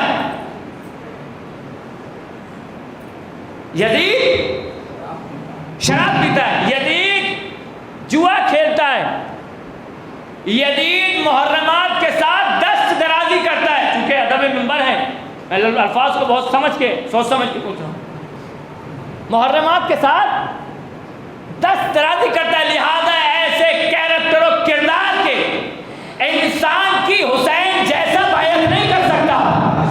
اب عزیزان محترم، ہم نے حسین سے وعدہ کیا ہے، کیا وعدہ ہے کہ حسین اس سے صلح ہے جس سے آپ کی صلح ہے، حسین اس سے جنگ ہے جس سے آپ کی جنگ ہے۔ توجہ رکھیے گا، یعنی اب عزیزان محترم توجہ رکھیے گا، بہت ساری باتیں کھل کے نہیں کی جاتی ہیں، مگر کربلا ایک آفاقی پیغام ہے، صرف کربلا 61 ہجری تک نہیں تھی۔ اگر ہم حسین کی عزاداری آج منا رہے ہیں تو ہم پہ واجب ہے کہ اتباع حسین بھی کریں۔ اگر حسین کو امام مانتے ہیں تو واجب ہے اطاعت حسین بھی کریں۔ توجہ رکھیے گا، یعنی حسین نے یہ سارے چارٹ لگانے کے بعد ایک جملہ کہا، اور وہ جملہ بڑا عجیب و غریب ہے۔ علماء بیٹھے ہوئے ہیں، ظاہر سینئر ہیں، ان میں لفظ امام حسین نے بڑے ٹیکنیکل لفظ ہیں، توجہ رکھیے گا، بڑے ٹیکنیکل لفظ ہیں۔ مثلی لا یباع مثلہ، یہ آنے والی نسل و قیامت تک کے لیے پیغام حسین دے کے جا رہے ہیں۔ یعنی یہ سارے چارٹ لگانے کے بعد کہ میں یزید کی بیعت اس لیے نہیں کر رہا کہ شارب الخمر ہے، شراب پیتا ہے، یہ کرتا ہے، وہ کرتا ہے، یہ عیب ہے، یہ عیب ہے، اور اس کے بعد حسین نے ایک جملہ کہا، عجیب و غریب جملہ ہے، اور یہ جملہ ہے جو اس بات پہ دلالت کرتا ہے کہ کربلا صرف کربلا تک نہیں تھی، بلکہ کربلا کی قربانی اور تعلیمات کو قیامت تک کے لیے جانا ہے۔ اسی میں امام نے ایک جملہ کہا، مثلی لا یباع مثلہ، مجھ جیسا اس جیسے کی بیعت نہیں کر سکتا۔ کیا مطلب؟ یعنی جس میں ایسے صفات ہوں گے مجھ جیسا اس کی بیعت نہیں کر سکتا۔ آپ نے توجہ نہیں کی، یعنی حسین سچا حسینی وہ ہے، سچا۔ دیکھیں دعویٰ تو سبھی کرتے ہیں، دعویٰ سب کرتے ہیں، مگر دعوے پہ دلیل ہونا چاہیے نا۔ میں نے کہا میں سیکریٹری صاحب سے بڑی محبت کرتا ہوں، مگر کیا دیکھا باہر نکلتے ان کی برائی شروع کر دی، میری زبان کچھرتی اور عمل۔ جس نے یہ سنا تھا کہ میں ابھی جن کے سامنے کہہ رہا تھا میں سیکریٹری صاحب سے ان کے سامنے بڑی محبت کرتا ہوں، باہر جاتے جیسے جا کے میں نے برائی شروع کی، یہ بتائیے وہ میرے اعتبار رکھے گا؟ اعتبار کس کا کھویا؟ نہ ان کی تعریف کرنے میں میرا اعتبار بڑھا تھا، نہ ان کی برائی کرنے میں میرا اعتبار باقی رہا، مگر میرے عمل نے میری زبان کا اعتبار ختم کر دیا۔ اب عزیزو آپ مولائی کہتے رہیں، ہم اپنے آپ کو امام حسین کا ماموم کہتے رہیں، مگر اگر ہمارا عمل ہمارے قول کی اتباع نہیں کر رہا ہے، دلیل نہیں بن رہا، تو ہم لا کہیں حسینی مگر حسینی نہیں ہو سکتے۔ صلوات پڑھتے ہیں محمد آل محمد۔ یہ ہے پیغام حسین۔ لہذا ہم نے جن حالات میں اس سال فلسفہ شہادت کو بہت زیادہ شدت سے بیان ہونا چاہیے، چونکہ نہ تو داخلی حالات اچھے ہیں اور نہ خارجی حالات اچھے ہیں۔ میں بڑے اہتمام سے، چونکہ یہ میرے دوست لوگ بلا تکان سوشل میڈیا پہ مجلسیں جاتی ہیں، یہاں بتا دیا کیجئے کہ ہم بالکل لائیو چلا رہے ہیں، چونکہ مجھے تو معلوم ہے، لیکن اجنبی اس کی وجہ یہ ہے کبھی کبھی ہم اپنے مجمع کے رو میں بیٹھ کے وہ باتیں کہہ جاتی ہیں جو سوشل میڈیا پہ جب دوسرے کے یہاں پہنچتی ہیں تو اثرات اچھے مرتب نہیں ہوتے، لہٰذا میں اپنی زبان کو جہاں تک کوشش ہو رہی ہے لفظوں کے ذریعے یا اس کے ذریعے کنٹرول کرنے کی کوشش نہ ہو۔ میں نے کہا نا کہ اس سال جن حالات میں اپنی جان کی پرواہ کیے بغیر، بھئی دنیا کے بڑے بڑے ڈاکٹرز اور جو اس لائن کے ایکسپرٹ ہیں وہ کیا کہہ رہے ہیں کہ زیادہ سے زیادہ گھروں میں رہا جائے اور پبلک پیلیس پہ نہ جایا جائے، مگر ہم اپنی جان کی پرواہ کیے بغیر عزاداری حسین کر رہے ہیں نہیں کر رہے ہیں؟ لاکھ کوششیں ہم نے کی ہیں، جتن کیے کہ کسی طرح سے عزائے حسین ہو جائے، اپنی شادیاں روک لی مگر حسین کی مجلس نہیں روکی، توجہ رکھیے گا، اپنے فنکشن کینسل کر دیے مگر عزاداری کینسل ہے، کیوں؟ اس لیے کہ ہم جانتے ہیں کہ اس کی ہماری زندگی میں کتنی اہمیت ہے، اور سالوں تک سمجھے نہ ہو نہ سمجھے صحیح مگر اس سال عزاداری کی اہمیت سمجھ میں آ رہی ہے نا، جہاں ہم نے اپنے اوپر اپنی جانوں کی پرواہ کیے بغیر عزاداری کر رہے ہیں، کتنی اہمیت ہے عزاداری کی۔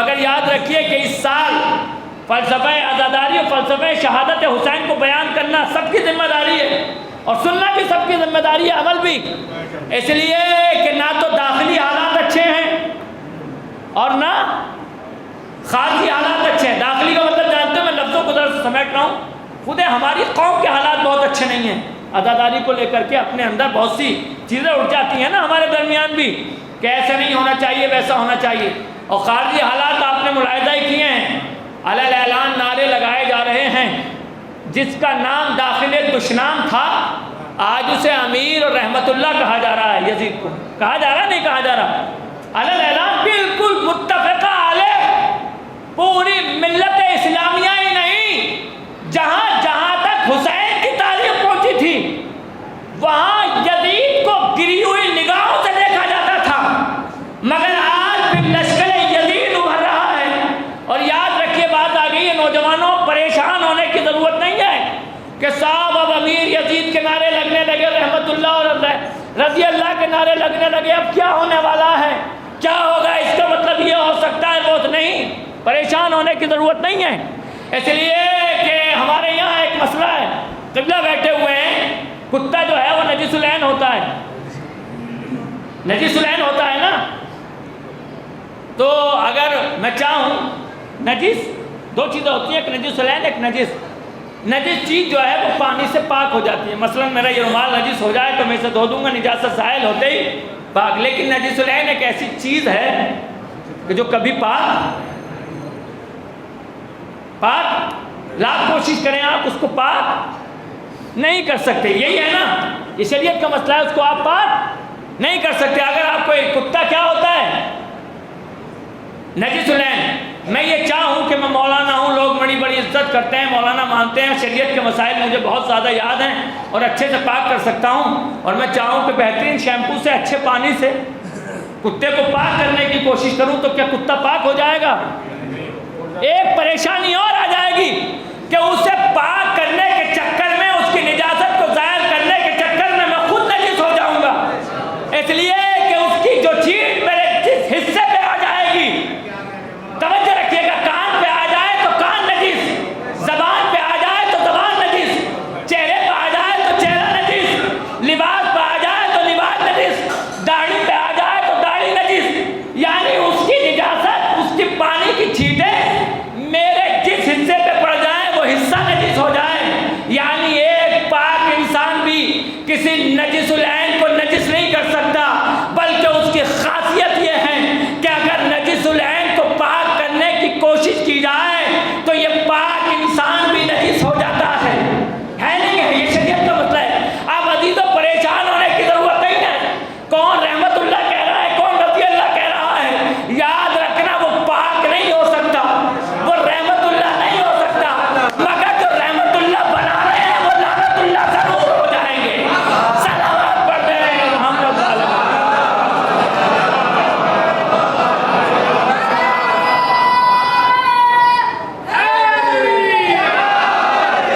مگر یاد رکھیے، کیونکہ دامن وقت میں بہت زیادہ گنجائش نہیں ہے، آپ لوگ مجھ سے بہت دیر پہلے سے یہاں کے بیٹھے ہیں. ہمیں فلسفہ عزاداری کو سمجھنا ہے، کیونکہ ہماری زندگی کا ایک بہت بڑا وقت عزائے حسین پر صرف ہوتا ہے. ہماری زندگی کا ایک قیمتی سرمایہ ہم عزائے حسین پر صرف کرتے ہیں. تو لہٰذا جہاں ہم حسین علیہ السلام کی عزاداری کرتے ہیں، ہم حسین علیہ السلام سے مطالبے ہیں نا ہمارے بھی. جیسے ہی تابوت سجتا ہے تو دنیا بھر کی منتیں مرادیں لے کے آتے ہیں نا. مولا بچے کے امتحان پاس کرا دیجئے گا، مولا جاب نہیں لگ رہی ہے، جاب لگ جائے، کاروبار نہیں ہے، کاروبار ہو جائے، بیمار ہیں صحت مل جائے، حج و زیارات کی تمنائیں دل میں لیے آئے ہیں، مولا آپ سفارش کر دیں گے تو وہاں تک ہماری تمنائیں ہوتی ہیں نا. حسین علیہ السلام سے علم سے لپٹ لپٹ کے، زیارت سے لپٹ لپٹ کے ہم کرتے ہیں. کرنا چاہیے اس لیے کہ کائنات میں یہ واحد دروازہ ہے جہاں دینے والے کو ذلیل نہیں کیا جاتا، ورنہ دنیا کے جس دروازے پہ جاؤ گے وہ دینے سے پہلے بھی ذلیل کرے گا، دینے کے بعد بھی ذلیل کرے گا. صلوات پڑھ دیں محمد والے محمد پر. یعنی وہ دے گا تب بھی ذلیل کرے گا، نہ دے گا. مگر حسین کا دروازہ ایک ایسا دروازہ ہے، اگر کسی وجہ سے آپ کی دعا قبول نہیں ہوئی تو آخرت کے لیے ذخیرہ بن جائے گی. توجہ رکھیے گا، ورنہ یہاں حسین دے دیں گے. مگر یاد رکھیے صرف ہم ہی ہیں جو حسین علیہ السلام سے مانگتے رہیں. کچھ حسین بھی ہم سے مطالبہ کرتے ہیں، اہل بیت بھی ہم سے مطالبہ کرتے ہیں، اور اہل بیت کا مطالبہ یہی ہے کہ متقی بن جاؤ، پرہیزگار بن جاؤ، ہماری اطاعت کرو. اس لیے کہ ہماری اطاعت میں ہی حیات ہے. اگر حسین کی اطاعت میں حیات نہ ہوتی نا تو جو حسین کو سامنے سے دیکھ رہے تھے، اگر ان کی اطاعت میں حیات نہ ہوتی تو جیسے ہی شب عاشور چراغ بجھایا تھا نا حسین نے، اور جب چراغ جلتا تو کوئی خیمے میں نظر نہیں آتا. ہماری زندگی کا ایک مقصد ہوتا ہے، ساری زندگی صرف کرتے ہیں، نمازیں، روزیں، حج، زکوٰۃ، خیرات، صدقات. کس لیے؟ اللہ راضی ہو جائے. اور اللہ کی رضا کا مطلب جانتے ہیں، ہر انسان کے ذہن میں تمنا ہوتی ہے تاکہ مرنے کے بعد جب روز حساب آئے تو ہمارا شمار جنتیوں میں ہونا چاہیے. یہی ہے نا زندگی کا مقصد. بھئی اس سے آگے تو ابھی ہماری فکر گئی نہیں. اور کربلا میں کیا ہے، حسین علیہ السلام نے پوری تقریر کی ہے، کہا چلے جاؤ، ان کو میرے خون کی ضرورت ہے، یہ صرف میرے قتل پر آمادہ ہیں، تم چلے جاؤ. کہا مولا ہم نہیں جائیں گے. ہم؟ مولا نے کہا اگر تمہیں یہ خوف ہو کہ تم مجھے چھوڑ کے چلے جاؤ گے اور تمہیں جنت میں مقام نہیں ملے گا. تاریخ نے لکھا کہ حسین علیہ السلام نے آسمان کے دروازوں کو کھلنے کا حکم دیا اور تمام اپنے اصحاب و انصار کو جنت میں ان کے مقامات دکھائے. کہا دیکھو حبیب تمہارا محل یہ ہے، مسلم ابن اوسجہ تمہارا محل یہ ہے، تمہارا مقام یہ ہے. جاؤ، حسین سردار جنت ہونے کے بعد تم سے وعدہ کرتا ہے کہ تمہاری جنتوں کا ضامن حسین ہے. کائنات میں حسین سے بڑی ضمانت لے سکتا ہے کوئی؟ مگر تاریخ نے لکھا کہ جانے والوں نے کہا کہ مولا ہم آپ کو چھوڑ کے نہیں جا سکتے. یعنی جنتیں دیکھنے کے بعد، جنتوں میں مکانات دیکھنے کے بعد اطاعت کا مزہ کربلا والوں سے پوچھیے. شاید یہی وجہ ہے کہ حسین علیہ السلام نے ایک جملہ کہا ہے کہ جیسے صحابی مجھے ملے، نہ میرے نانا کو ملے، نہ میرے بابا کو ملے، اور نہ میرے بابا اور نہ میرے بھیا کو ملے. اس لیے کہ جو انسان اپنی آنکھوں سے اپنی جنت کو دیکھ رہا ہو اور اسے زندگی جینے کا سبب پیغام مل رہا ہو، اس کے بعد بھی وہ حسین کو نہیں چھوڑ رہا ہے. آپ سمجھے؟ اسی لیے کربلا والوں کائنات رش کرتی ہے، اور ہمارا امام جو سلام کرتا ہے وہ ایسے نہیں کرتا، اس لیے کہ جانتا ہے کہ کربلا والے عرفان کی کن منزلوں پر فائز ہیں. کربلا ہم کو یہ درس دیتی ہے. اور یاد رکھیے کربلا میں جو حسین علیہ السلام کا لشکر تھا نا، اس میں کوئی بہت زیادہ پرانے مسلمان نہیں تھے. سب جناب عباس، جناب علی اکبر، امام زین العابدین اور جناب حبیب ابن علیہ السلام کی طرح پرانے مسلمان نہیں تھے. کچھ لوگ تو وہ تھے جو کربلا کے میدان میں آ کے حسین سے ملے ہیں. جناب بہر یہ وہ لوگ ہیں. اور ایسا بھی نہیں ہے کہ صاحب خاندانی مسلمان ہوں, ان کے آباء و اجداد مسلمان ہوں اور اس کے بعد نہیں, بلکہ ملتا ہے کہ وہیں عیسائی تھا, کوئی مجوسی تھا, حسین کو دیکھ کر, حسین کی مظلومیت کو دیکھ کر, حسین کی مظلومیت کو دیکھ کر حسین سے متاثر ہوئے اور کلمہ پڑھا ہے, اور آج اس منزل پہ ہیں کہ میرا بستی کا امام ان کو سلام کرتا ہے. خالی تنہا سلام نہیں کرتا بلکہ یہ کہتا ہے کہ اگر میری آنکھوں کے آنسو خشک ہو جائیں تو میں خون کے آنسو رہوں گا. یعنی کس منزل پر حسین نے پہنچا دیا ہے کربلا کے شہیدوں کو.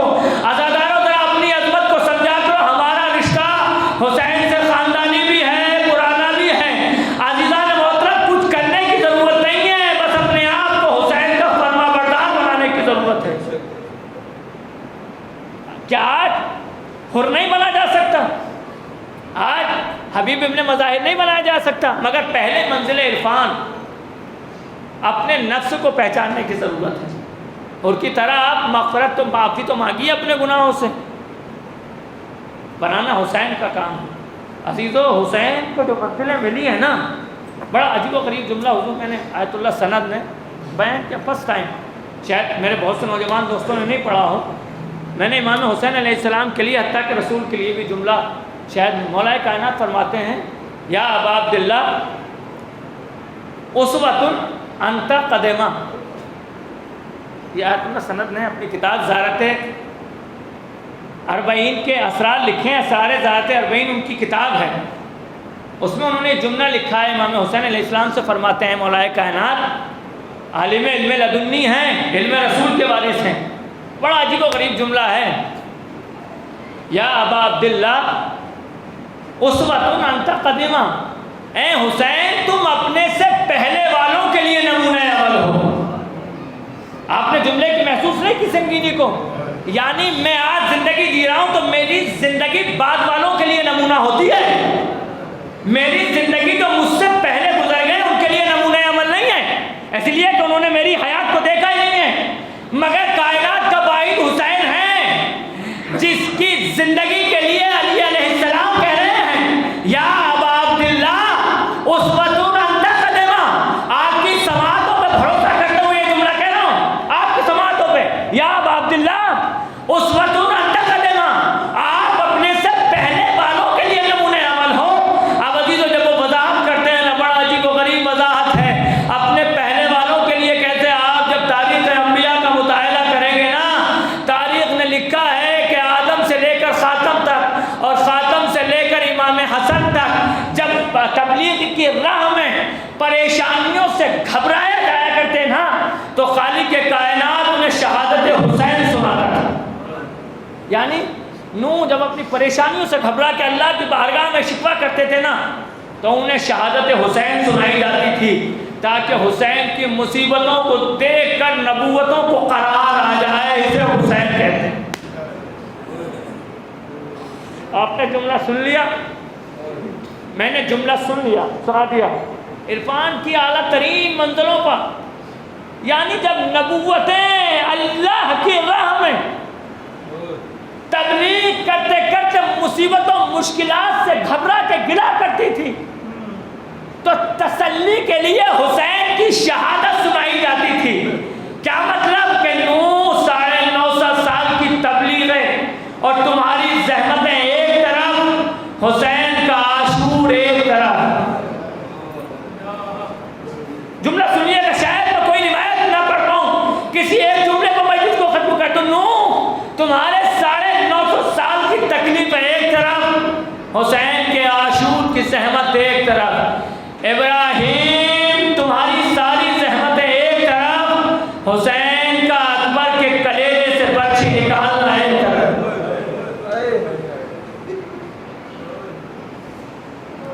عجیب و غریب ہے کربلا. شیخ الانبیاء کہا جاتا ہے جناب ابراہیم کو. شیخ الانبیاء اور جناب ابراہیم نے دین کی راہ میں بڑی زحمتیں اٹھائی ہیں. ہجرتیں کی, خانہ کعبہ کو تعمیر کیا, اور ایک وقت تک جناب ابراہیم کے یہاں کوئی اولاد نہیں تھی. جب تقریباً آپ 100 سال کے نزدیک پہنچے ہیں تو خالق کائنات نے آپ کی کنیز جناب ہاجرہ کے یہاں جناب اسماعیل کو پیدا کیا. جناب ابراہیم کی سینکڑوں سالہ زندگی کا آخری سہارا جناب اسماعیل ہے. خانہ کعبہ تعمیر میں جناب اسماعیل آپ کے ساتھ ہیں. جہاں بھی دوڑ دھوپ جناب ابراہیم کرتے ہیں جناب اسماعیل آپ کے ساتھ ہیں. کربلا کی مائیں اور کربلا کے شہداء اور حسین کی منزل امتحان، نہ حسین سے پہلے کسی نے وہ مصیبتیں دیکھی ہیں نہ حسین کے بعد. حسین علیہ السلام ہیں اور ہمارے امام نے جو سلام بھیجا ہے نا اسیران کربلا شہیدان کربلا کے اوپر، تو ان کی انہی عظمتوں اور معرفت و عرفان کی وجہ سے ہے. ورنہ امام معصوم جس شدت احساس کے ساتھ مرثیہ پڑھا ہے نا زیارت ناحیہ جسے ہم کہہ دیتے ہیں، وہ امام زمانہ کا مرثیہ ہے جو شہداء کربلا اور امام حسین کے لیے ہے. امام جناب ابراہیم شاید انہی جملوں پہ مجلس تمام ہو جائے، آنسو نکل آئے تو دعائیں کر دیجیے کہ ان جملوں کو سوچئے گا اور تنہائی میں جا کے حسین پہ گریہ کیجیے گا. جناب ابراہیم بڑی دوڑ دھوپ کر رہے ہیں. ایک منزل وہ آئی جب جناب اسماعیل کچھ بڑے ہو گئے تو جناب ابراہیم نے خواب دیکھا. واقعہ آپ کے سامنے ہے مگر میں ایک جملے کی وضاحت کرنا چاہتا ہوں. یا ابا عبداللہ اسوۃ انت قدمہ، اے ابراہیم اے حسین تم اپنے سے پہلے والوں کے لیے اسوہ و نمونہ عمل ہو. یعنی جب جب نبوتیں اپنے مصائب و مشکلات سے گھبرا جایا کرتی تھی تو تمہاری شہادت ذکر کر کے انہیں تسلی دی جاتی تھی. جناب ابراہیم نے خواب میں دیکھا کہ میں اسماعیل کے گلے پر چھری چلا رہا ہوں. ایک دن دیکھا، 2 دن دیکھا، جب تیسرے دن دیکھا تو نبی ہیں جانتے ہیں ہمارا خواب نہیں ہوتا ہے. جناب ابراہیم نے جناب اسماعیل سے خواب بیان کیا. جناب اسماعیل راضی ہو گئے. زوجہ سے جناب اسماعیل کو نہلا دھلا کر جناب ابراہیم لے کے چلے گئے. رسی اور چھری بھی ساتھ لے کے گئے. تاریخ میں وہ سارے واقعات آپ سنتے ہیں کہ جناب ہاجرہ کو شیطان نے برگلانے کی کوشش کی. ایک منزل وہ آئی کہ جناب ابراہیم نے اسماعیل کے گلے پہ چھری چلائی. خالق کائنات نے آسمان سے دمبے کو بھیجا، اسماعیل کو بچا لیا. ابراہیم اسماعیل کو لے کر گھر آ گئے. یعنی اور یہ کہہ کے قربانی ہے جناب اسماعیل کو یہ کہہ کے خالق کائنات نے قبول کیا کہ ابراہیم ہم نے اس کا فدیہ ذبح عظیم کو قرار دیا ہے. یعنی ہم اسماعیل کو بچا رہے ہیں، اس کی جگہ اسی کی نسل سے کوئی کربلا کے میدان میں شہید ہوگا. آزاداروں کون ہیں؟ ابراہیم بوڑھے ہیں، اسماعیل بچے. تاریخ میں لکھا ہے ایک دن جناب ہاجرہ 2-3 دن کے بعد جناب اسماعیل کو نہلا رہی تھی. نہلاتے جناب اسماعیل کے گلے پر نگاہ پڑی تو کیا دیکھا کہ کچھ نشان ہے. جناب اسماعیل سے پوچھا کہ بیٹا یہ کاہے کے نشان ہے؟ کہا بابا جان سے پوچھئے. جناب ابراہیم کو بلایا، کہا ابراہیم میرے اس لخت دل پر نشان، گلے پر نشان کاہے کے ہیں؟ ابراہیم نے واقعہ بیان شروع کیا کہ ایسے لے کے گئے تھے، اللہ کی راہ میں قربان کرنا چاہتے تھے مگر خالق کائنات کو منظوری کچھ اور تھا، دمبا آ گیا، اسماعیل بچ گئے.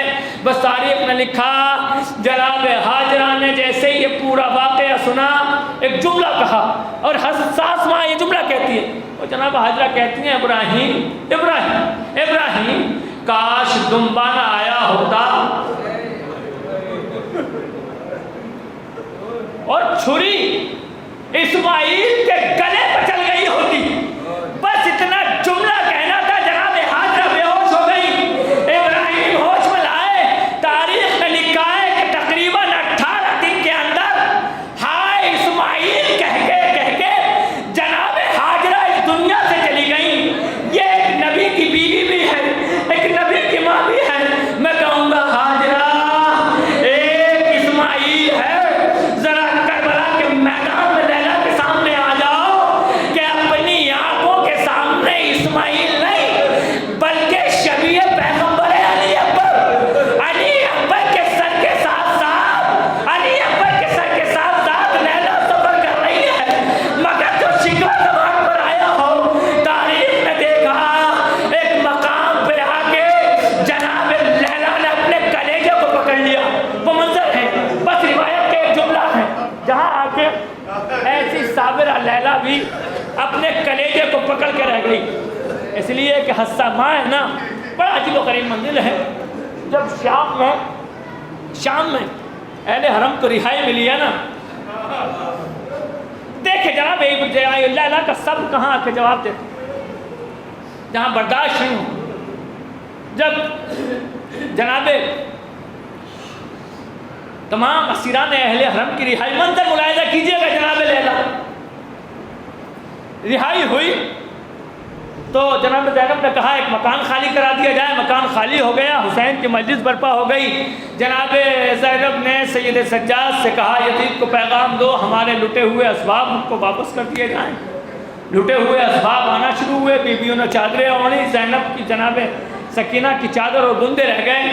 اس کے بعد تاریخ میں لکھا ہے کہ جناب زینب نے کہا یزید سے کہو ہمارے وارثوں کے سر بھی ہم کو لوٹائے جائیں تاکہ ہم اپنے شہیدوں کو دیکھ سکیں اور ان سروں کو لے جا کے کربلا کے میدان۔ ابھی تو تاریخ میں لکھا ہے یہ منظر، دربار یزید میں مجلس ہے، عرصے کی مجلس ہے، تنہا اہل حرم نہیں ہے بلکہ اہل حرم کی مصیبت اتنی عام ہو گئی تھی کہ شام کی عورتوں کے دلوں میں بھی حسین سے محبت ہو گئی تھی۔ جب یہ مجلس برپا ہوئی ہے تو شام کی عورتیں بھی جناب زینب و اہل حرم کو پرسہ دینے کے لیے مجلس میں بیٹھی ہوئی ہیں۔ اسباب آ گئے، بیویاں لیتی رہیں۔ تاریخ نے لکھا ہے کہ اب سروں کی باری آئی، اصحاب کے سر آنے شروع ہوئے تو اسیران اہل حرم بڑے ادب و احترام کے ساتھ سر لیتے رہے، گریا کرتے رہے۔ تاریخ نے لکھا ہے کہ ایک سر آتا رہا، ایک سر آتا رہا، اونا محمد کے سر آئے، قاسم کا سر آیا، فربہ بڑھی، اصغر کا چننا سا سر آیا، رباب آگے بڑھی، عباس کا سر آیا، ام کلثوم آگے بڑھی، حسین کا سر آیا، ام البنین آگے بڑھی۔ آپ نے بھی دیکھا ہوگا نا جب اس طرح کی پرسے کی مجلس ہوتی ہے اور پرسے دار بیٹھے ہوتے ہیں نا تو لوگ کھڑے ہو کے بھی دیکھتے ہیں نا کہ کون کس طرح سے گریہ کر رہا ہے۔ تاریخ میں دیکھو کہ ولی اکبر کا سر آیا، آخری جملے ہیں جناب